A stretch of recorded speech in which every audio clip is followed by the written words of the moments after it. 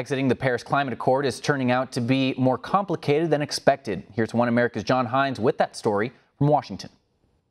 It was nearly 1 year ago that President Trump announced that America would withdraw from the Paris Climate Accord.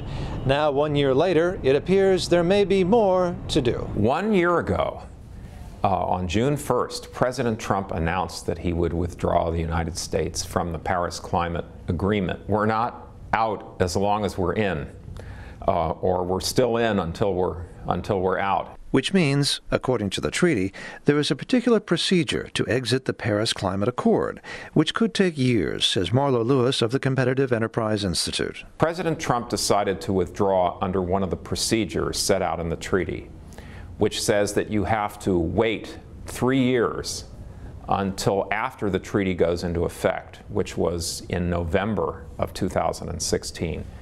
And then the withdrawal itself actually takes effect, becomes legal a year after that. As it turns out, that would mean that we would not be out of the Paris Agreement until the day after Election Day, 2020. And that's a problem, says Lewis, because it means the next executive in the White House, if it's not President Trump, could put us back into the agreement, the same way President Obama did, which was to simply sign a piece of paper without obtaining the Senate's consent.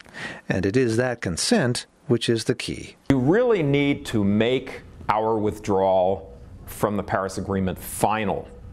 And the way to do that is to follow the Constitution. Submit the agreement to the Senate with a recommendation that it be voted down.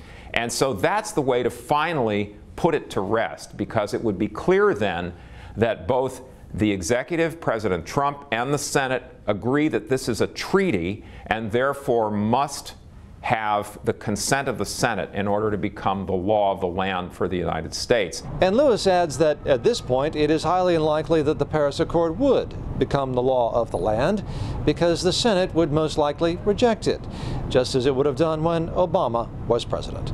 John Hines, One America News, Washington. Want to see more videos like this? Click on the link below and subscribe to One America News on YouTube, and call your cable provider and kindly demand that One America News is added to your lineup.